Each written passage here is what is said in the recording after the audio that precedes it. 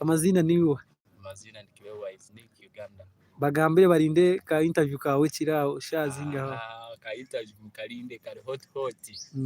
kagamba azibeja beshongozi bakureba mu industry na munonga bakutomize mibi ya homosexuality nke ndijo mize nkejo kandi ukushanga umwana yatagikunzire so umwana ogukire Wise no mweshongozi nakuba nabagambira nezago yakabare ko taragamba urukigamwa urukiganda rugamba haza ningiyo tori mu kigo ryo munyankore yo mu kiga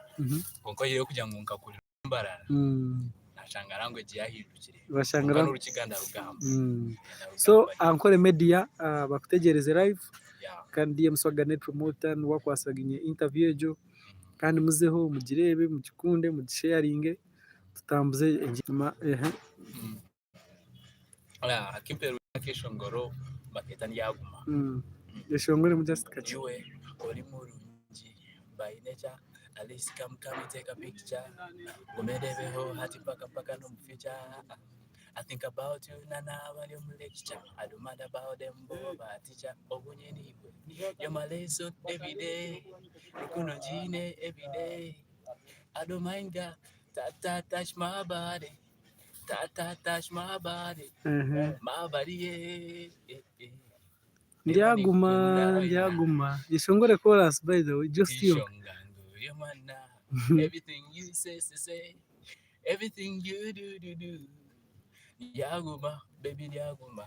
Yaguma harubajurawe Yaguma baby Yaguma harubajurawe.